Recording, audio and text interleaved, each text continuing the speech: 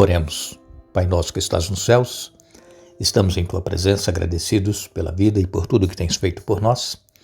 Te agradecemos por este dia que estás nos concedendo e também pedimos que estejas presente neste momento que vamos estudar a Tua palavra, que possamos entender e colocar em prática em nosso viver.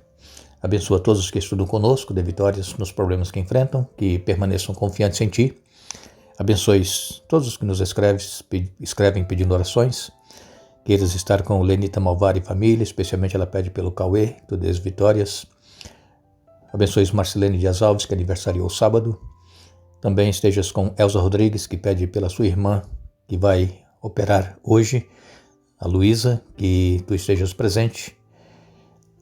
Abençoe Márcia Fadini, Donizete Pereira Alves, Kátia Moraes, Eli Alves, Irani, Janete Eduardo Villa-Lobos, Leonor Maia, Albino, Mônica Soares, Tia Marta. Também queres abençoar Maria Ângela, Aparecida de Fátima, Lena Moroni, Alceu Florentino, Maria Angélica, Raimundo e Kátia, Rosenir, Maria Nochelle e todos os pedidos que eles nos enviam, Pai, que sintam a Tua presença e o Teu poder, em nome de Jesus. Amém. Iremos continuar o nosso estudo falando sobre o Deus que luta por nós, assim como prometeu lutar pelo povo de Israel. Deus também, se nós o buscarmos, se nós nos colocarmos nas mãos dele, ele lutará por nós. Todos nós temos batalhas, especialmente no campo espiritual. Muitas das vezes nós nos sentimos fracos, desanimados espiritualmente, mas nós deveremos recorrer a Deus, buscá-lo em oração, em estudo da Bíblia, para que sejamos fortalecidos. Ninguém está livre de passar por um momento de fraqueza espiritual, porque o inimigo ele continua trabalhando arduamente para afastar dos caminhos do Senhor aqueles que procuram fazer a vontade de Deus. E então Deus permite às vezes que passemos por alguns momentos para que nós o busquemos ainda mais e nos coloquemos nas mãos dele e creiamos, tenhamos fé e Deus vai operar. Hoje nós iremos falar um pouco sobre o justo juiz que é o nosso Deus. Deus não é parcial, Deus ele é imparcial, Deus trata a todos igualmente. Não importa se seja cristão ou não, se crê que ele existe ou não, Deus trata a todos igualmente. Deus ama a todos e quer salvar a todos, mas somente aqueles que quiserem ser salvos, aqueles que buscarem em Jesus a reconciliação com Deus, buscarem em Jesus o poder que ele tem para nos conceder, somente esses serão salvos. Mas o desejo de Deus é salvar a todos. Mas ele não vai salvar aquele que não quiser, aquele que não buscar, aquele que não abrir mão dos seus desejos e paixões carnais. E esse Deus não pode salvar. Então nós precisamos reconhecer que somos carentes e dependentes da presença de Deus a cada dia e a cada momento em nossa vida. Nós encontramos na Bíblia alguns versos que falam deste juiz que é justo, supremo, que é o nosso Deus. Eu leio com vocês em Gênesis capítulo 18 e no verso 25 diz assim: Claro que não farias tal coisa, destruir o justo com o perverso. Afinal, estarias tratando o justo e o perverso da mesma maneira. Certamente não farias isso. Acaso o juiz de toda a terra não faria o que é certo? Deus, ele, como eu disse para vocês agora há pouco, ele trata a todos igualmente. Ele dá o seu amor, a sua demonstração de amor a cada um, a cada ser humano. Deus, ele quer então que nós nos voltemos para ele. Porque se nós continuarmos nas nossas práticas pecaminosas, Deus ele não irá nos salvar. Ele é um Deus justo. E assim como Ló, ou melhor dizendo, Abraão estava intercedendo por Sodoma e Gomorra, porque Ló, seu sobrinho, morava lá, Ló então perguntou se tiver 50 justos, 40, enfim, chegou até a 10. Deus disse, se tiver 10 eu não vou destruir a cidade. Então Deus, irmãos, ele é um Deus de amor, é um Deus que quer salvar a cada ser humano. O salmista, no Salmos 7 e no verso 11, diz assim: Deus é justo juiz, todos os dias ele mostra sua ira contra os perversos. Deus ele é um justo juiz. Mas Deus, Ele não castiga a pessoa simplesmente porque Ele quer castigar. É porque a pessoa não quer aceitar o amor de Deus em sua vida e viver este amor em sua vida. E então recebe como consequência aquilo que merece. No Salmos 50 e no verso 6, o salmista diz: então que os céus proclamem sua justiça, pois o próprio Deus será o juiz. A Bíblia é cheia de versos bíblicos, passagens que falam desse juiz justo e imparcial.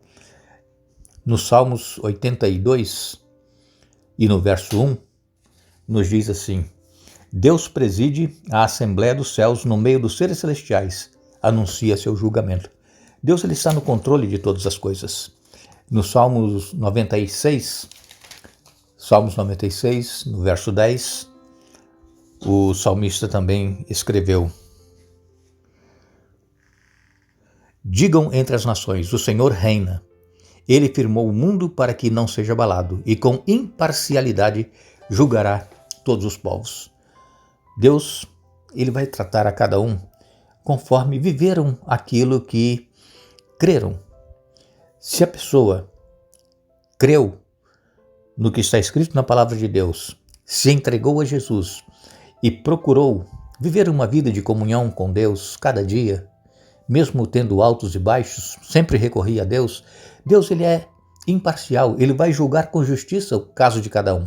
Ele sabe das nossas deficiências espirituais, ele sabe da nossa fraqueza. Deus sabe que a nossa tendência é fazer o que é errado, mas devido ele ser um Deus justo, ele vai ver que nós procuramos viver aquilo que nós criamos em sua palavra, aquilo que nós aceitamos. E o fato de nós crermos no que está escrito e aceitarmos o que está escrito não quer dizer que nós não vamos cair. Nós poderemos cair na nossa vida espiritual, mas, como eu disse agora há pouco, vamos voltar e recorrer a Deus, pedir perdão e Deus perdoa. O apóstolo Paulo, em 2 Timóteo capítulo 4, verso 1, ele diz: eu lhe digo solenemente na presença de Deus e de Cristo Jesus, que um dia julgará os vivos e os mortos quando vier para estabelecer o seu reino. Então, Paulo aqui está falando solenemente na presença de Deus e de Jesus, que um dia vai julgar os vivos e os mortos. E sabemos que esse dia está muito próximo. Todos nós iremos comparecer perante o tribunal divino. E nós temos que fazer uma análise. Como é que está a nossa vida espiritual? Se nós estamos reconhecendo que somos pecadores e que necessitamos da graça e do poder de Deus, e se estamos indo à fonte buscar essa graça e esse poder todos os dias, porque Deus vai julgar. E Ele olha conforme o coração. No verso 8 de 2 Timóteo capítulo 4, verso 8 diz assim: agora o prêmio me espera, a coroa de justiça que o Senhor, o justo juiz, me dará no dia de sua volta. E o prêmio não será só para mim, mas para todos que, com grande expectativa, aguardam a sua vinda. Paulo ele tinha essa certeza. Paulo, ele mesmo disse que o bem que ele queria fazer, ele não fazia, mas o mal que ele não queria fazer, ele fazia. Miserável homem que sou, mesmo sendo o apóstolo de Jesus Cristo, ele sabia das suas deficiências, das suas fraquezas. Mas ele cria no poder de Deus. Ele cria que Deus é um Deus justo, que Deus conhecia toda a vida dele. E Paulo então ele disse: olha, eu combati o bom combate, completei a carreira e guardei a fé. E desde agora a coroa da justiça me está guardada. Não somente a mim, mas a todos quantos amam e esperam a sua vinda. Então, todos aqueles que perseveraram na fé, todos aqueles que lutaram para ter uma vida de comunhão com Deus, receberão a coroa da vida eterna. E eu tenho certeza que pelos méritos de Jesus, eu irei receber essa coroa. E cada um de nós deveremos ter essa certeza. Muitas pessoas me escrevem dizendo: eu não sei se eu vou ser salvo porque eu enfrento tantas lutas, tantos problemas. Eu tento fazer as coisas de acordo com a vontade de Deus, mas eu não consigo. Então eu digo, olha, recorra a Jesus. Fale com Ele, abra o coração. Pede a Ele forças para vencer os problemas que estão fazendo com que a pessoa se sinta perdida, se sinta fora do reino de Deus. Como eu disse agora há pouco, defeitos, fraquezas espirituais, problemas, quedas, todos nós temos. Mas temos que recorrer a Jesus. E tantas quantas vezes nós formos a Jesus, Ele vai nos perdoar, Ele vai nos aceitar, Ele vai fazer com que nós recebamos a graça do perdão. Se alguma pessoa cristã, se alguns daqueles que nos ouvem, porventura vierem a se perder, não é porque pecaram, é porque rejeitaram se arrepender e aceitar o perdão de Deus. É uma luta constante, irmãos, que nós enfrentamos. É uma luta diária. Muitas pessoas cometeram erros no passado e não se perdoam. São membros de igreja, participam das atividades da igreja, mas não se perdoam pelo erro, pelo fracasso que teve no passado. E se nós não nos perdoamos, como é que Deus vai nos perdoar? Então Deus, ele é justo, é o juiz supremo. E assim como nós lemos nessas passagens de Gênesis e Salmos, ouça depois novamente, anote as passagens e leia na sua Bíblia.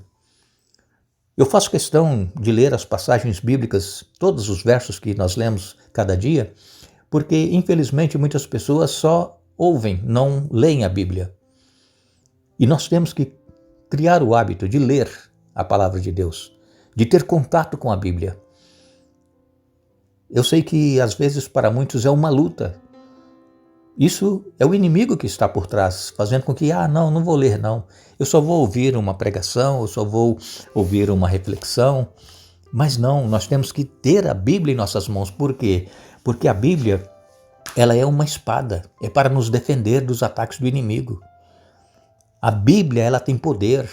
Por quê? Porque quando nós lemos a Bíblia, Deus, ele está presente através do seu Espírito Santo, falando à nossa mente, ao nosso coração. Então se esforce para ler a sua Bíblia. Se você não quer ler qualquer passagem aí que você abrir a sua Bíblia e quiser ler, se você não sentir vontade, leia pelo menos essas passagens que nós citamos aqui cada dia. Anote aí num papel e aí depois você leia, procure na Bíblia. E infelizmente muitas pessoas não sabem nem onde estão os livros da Bíblia que às vezes nós citamos aqui. Não sabe se é no Antigo Testamento, se é no Novo, não sabe se é antes de Salmos ou depois dos Salmos. E as pessoas ficam perdidas. Por quê? Porque não tem a habilidade de manusear a Bíblia a cada dia. Mas Deus, ele quer nos salvar. Deus é um Deus que está nessa batalha. E ele está nessa batalha para nos dar a vitória. Deus é um Deus guerreiro. Não porque Deus é um Deus de guerra, é porque houve aquela guerra inicial lá nos céus entre Miguel e os seus anjos, o dragão e os seus anjos.